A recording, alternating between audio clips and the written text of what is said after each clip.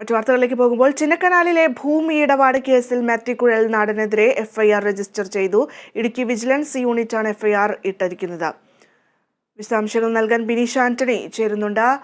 ബിനീഷ്, 2012 മുതൽ ഈ ഭൂമിയുമായി വ്യവഹാരത്തിൽ ഏർപ്പെട്ടവർക്കെതിരെയാണ് കേസ്. എന്തായാലും ക്രമക്കേട് ഉണ്ട് എന്നറിഞ്ഞുകൊണ്ട് കുഴൽനാടൻ ഭൂമി വാങ്ങി എന്നുള്ളതാണ് എഫ്ഐആറിൽ ഏറ്റവും എടുത്തു പറയുന്ന ഒരു പോയിന്റ്. മറ്റെന്തെല്ലാം കാര്യങ്ങളാണ് എഫ്ഐആർ എപ്പോഴാണ് കോടതിയിൽ ഹാജരാക്കുന്നത്? മറ്റ് വിവരങ്ങൾ? ഭദ്ര ചിന്നക്കനാലിലെ ഭൂമി കൈയേറ്റ കേസിലാണ് ഈ MLA മാത്യു കുഴൽനാടൻ ഇപ്പോൾ വിജിലൻസ് വിഭാഗം എഫ്ഐആർ രജിസ്റ്റർ ചെയ്തിട്ടുള്ളത്. കേസിൽ ആകെയുള്ളത് 21 പ്രതികളാണ്. ഇതിൽ 16-ാം പ്രതിയാണ് മാത്യു കുഴൽനാടൻ.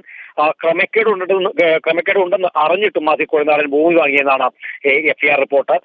ഇടുക്കി വിജിലൻസ് യൂണിറ്റാണ് ഇന്നലെ വൈകിട്ടോടെ എഫ്ഐആർ രജിസ്റ്റർ ചെയ്തത്. ഇന്ന് മൂവാറ്റുപുഴ വിജിലൻസ് കോടതിയിൽ സമർപ്പിക്കും. 2012 ദേവികുളം തഹസിൽദാർ ഷാജിയാണ് കേസിൽ 1-ാം പ്രതി.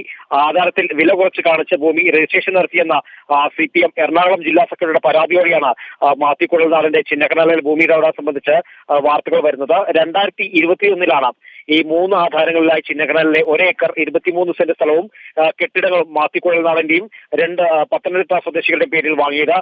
സർക്കാർ നിശ്ചയിച്ചിരിക്കുന്ന വിലയേക്കാൾ കൂടുതൽ കാണിച്ചു എന്ന ന്യായീകരണത്തിലൂടെയാണ് ഇത് മാത്യു കുഴൽനാടൻ ഇതിനെതിരെ പ്രതിരോധിച്ചിരിക്കുന്നത്. ഏതായാലും ഇന്ന് മൂവാറ്റുപുഴ വിജിലൻസ് കോടതിയിൽ സമർപ്പിക്കും. തുടർ കേസ് അന്വേഷണവുമായി ബന്ധപ്പെട്ട് ആരെയായിരിക്കും നിയമിക്കുക എന്നും അറിയേണ്ടതുണ്ട്. ഏതായാലും ഇന്ന് മാത്യു കുഴൽനാടന്റെ കേസുമായി സംബന്ധിച്ചുള്ള ബാക്കിയുള്ള കാര്യങ്ങൾ അറിയാൻ സാധിക്കുമെന്നാണ് നമുക്ക് അറിയുന്നത്.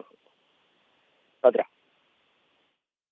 ശരി, ചിന്നക്കനാൽ ഭൂമി ഇടപാട് കേസിൽ മാത്യു കുഴൽനാടനെതിരെ എഫ്ഐആർ രജിസ്റ്റർ ചെയ്തു. ഇടുക്കി വിജിലൻസ് ആണ് എഫ്ഐആർ രജിസ്റ്റർ ചെയ്തിരിക്കുന്നത്. ഇതിൽ പ്രധാനമായും പറയുന്നത് ക്രമക്കേടുണ്ട് എന്നറിഞ്ഞിട്ടും കുഴൽനാടൻ ഈ ഭൂമി വാങ്ങി എന്നുള്ളത് തന്നെയാണ്. എന്തായാലും എഫ്ഐആറുമായി ബന്ധപ്പെട്ട വിശദാംശങ്ങൾ നൽകുകയായിരുന്നു ബിനീഷ് ആന്റണി.